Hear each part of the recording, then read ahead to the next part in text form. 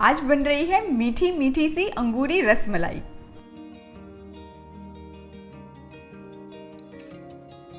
तो अंगूरी रसमलाई के लिए शुरुआत करेंगे हम छेना बनाने से। तो छेना बनाने के लिए सबसे पहले 1 लीटर दूध लिया हुआ है और ये गाय का दूध है। इसको मैंने सिर्फ गर्म करने के लिए रखा था और फिर उसमें मैं विनेगर ऐड करूँगी।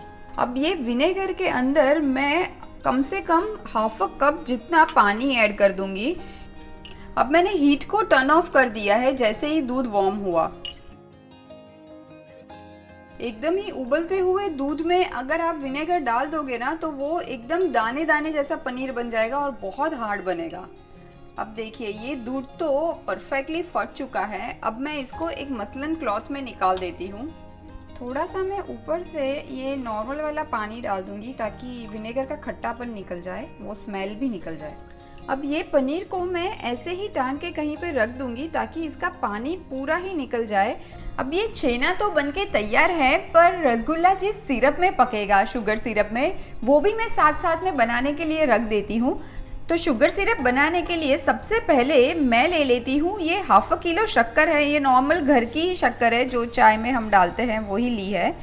और उसमें मैं ऐड कर रही हूँ 1 कप पानी और इसमें मैं ऐड कर दूंगी 1 या 2 ड्रॉप ही नींबू का, ताकि शुगर क्रिस्टलाइज ना हो जाए।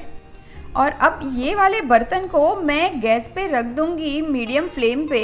अभी ये शक्कर का हमें कोई 1 तार या 2 तार वाली चाशनी नहीं बनानी है, बस मैं ये शक्कर को मुझे पिघालना है और एक पतला सा शुगर सिरप तैयार करना है, क्योंकि यही सिरप के अंदर जो हमारे छोटे छोटे अंगूरी वाले रसगुल्ले हैं वो इसमें ही पकेंगे। तो मैं इसको रख देती हूँ मीडियम फ्लेम पे गैस पे, क्योंकि मुझे एकदम ही उबलता हुआ शुगर सिरप चाहिए। अब ये पनीर को मैं हाथों की मदद से मसलते हुए एकदम ही स्मूथ कर लूँगी। जैसे कि हम चौमचौम बनाते हैं या बड़े रसगुल्ले बनाते हैं तो पनीर में कुछ कुछ चीज़ें ऐड करते हैं। अभी मैं पनीर में कुछ भी ऐड नहीं करूँगी, क्योंकि हमें बहुत ही छोटे छोटे मार्बल साइज़ के रसगुल्ले तैयार करने हैं। बस 5 मिनट ही मसलना है।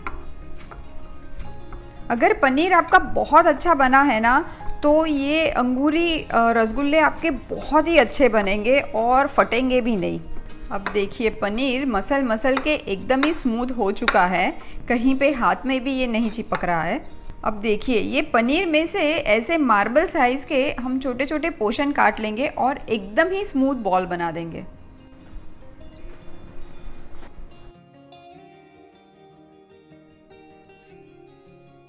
अब ये सारे मार्बल साइज़ के रसगुल्ले तो शेप दे के तैयार हो गए हैं। अब बारी आती है उनको चाशनी में पकाने की, और चाशनी भी मेरी ना अच्छी खासी उबल रही है।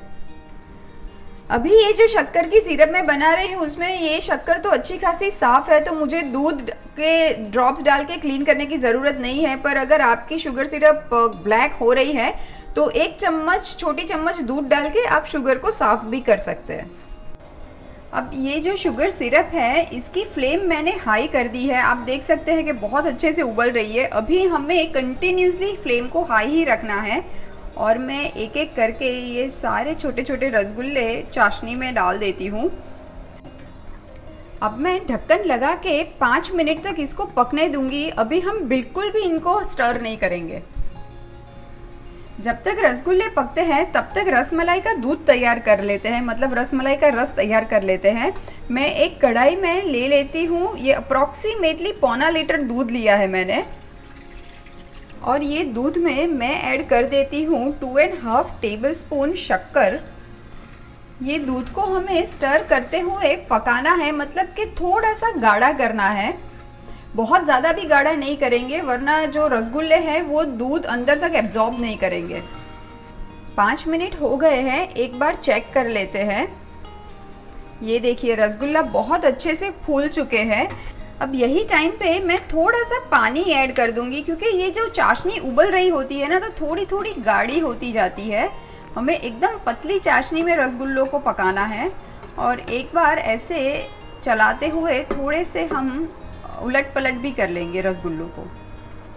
दूध यहाँ पे गर्म होना शुरू हो गया है। यही टाइम पे मैं इसमें ऐड कर देती हूँ 3 से 4 इलायची का पाउडर, और इलायची के साथ में ही मैं ऐड कर देती हूँ ये दूध में भिगाया हुआ केसर है।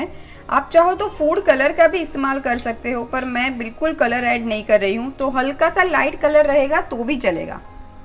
एक बार रसगुल्लों को चेक कर लेते हैं। ये देखिए बहुत अच्छे से रसगुल्ले पक चुके हैं। ये टोटल रसगुल्लों को पकने के लिए 10 मिनट लगे थे। अब मैं वापस से लास्ट टाइम ये प्रोसीजर करूँगी कि लेडल में थोड़ा सा पानी ले लेती हूँ और हम पानी ऐड कर देते हैं, क्योंकि चाशनी थोड़ी सी गाढ़ी हो चुकी है। और एक उबाल आ जाए उसके बाद हम हीट को टर्न ऑफ कर देंगे। अब मैंने हीट को टर्न ऑफ कर दिया है और हीट को टर्न ऑफ करने के बाद ये आधा कप जितना पानी है मेरे पास वो मैं ऐड कर दूंगी और रसगुल्लों को मैं इसमें ही छोड़ दूंगी ठंडा होने के लिए। अभी देखिए ये दूध भी यहाँ पे थोड़ा थोड़ा गाढ़ा हो रहा है। मैं जब भी अंगूरी रसमलाई बनाती हूँ तो ये दूध को या तो आप नेचुरली ही उबाल के थोड़ा सा गाढ़ा होने दें, या फिर मैं हमेशा 1 टीस्पून जितना, ये इतना 1 टीस्पून जितना कॉर्नफ्लावर ले लेती हूँ और इसको पानी में घोल के हम ऐड कर देंगे ताकि दूध में एक अच्छी सी थिकनेस आ जाए। पर ये टोटली ऑप्शनल है, आप ट्रेडिशनल तरीके से भी दूध को गाढ़ा कर सकते हैं। और कॉर्नफ्लावर ऐड करने के बाद हम कंटिन्यूसली दूध को चलाते रहेंगे, क्योंकि यही टाइम पे दूध तुरंत ही नीचे चिपक जाएगा। कॉर्नफ्लावर डालते ही दूध हमें जैसे गाढ़ा चाहिए वैसा बन चुका है। यही टाइम पे मैं हीट को टर्न ऑफ कर देती हूँ और ये दूध को हम टोटली ठंडा होने देंगे, मतलब मैं फ्रिज में भी ठंडा कर दूंगी और थोड़ा सा और भी गाढ़ा हो जाएगा, क्योंकि रसमलाई एकदम चिल्ड ही अच्छी लगती है। और यहाँ पे मैं रसगुल्ले भी छोड़ देती हूँ, कम से कम 2-3 घंटे लगेंगे इसको टोटली ठंडा होने में। अंगूरी रसमलाई के लिए अभी ये दूध भी अच्छे से गाढ़ा भी हो गया है और बहुत ठंडा भी हो चुका है और रसगुल्ले भी ठंडे हो चुके हैं। अब हम प्लेटिंग करते हैं। ये देखिए बहुत ही अच्छे से सॉफ्ट स्पॉन्जी रसगुल्ले बने हैं। मैं आपको एक तोड़ के दिखाती हूँ। ये देखिए प्रेस करके रस निकाल दिया और वापस से ये फूल के गोल बन चुका है।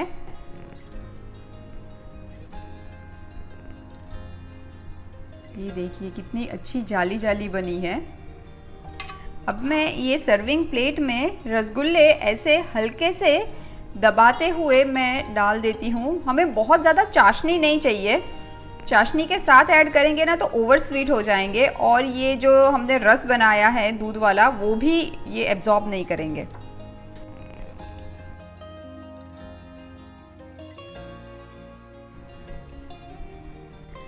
अब मैं ये जो दूध हमने तैयार किया था वो मैं ऐड कर देती हूँ।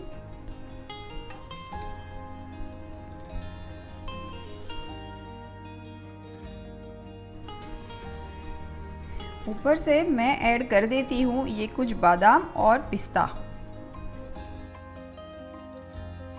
और ये जो भिगा के रखा हुआ केसर था उसके कुछ धागे रह गए थे, मैं वो भी ऐड कर देती हूँ।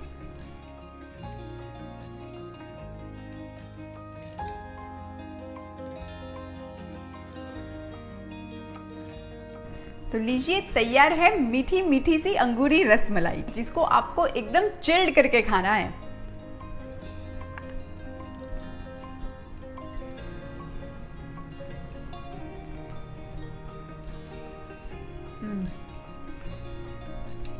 Just no words. Amazing.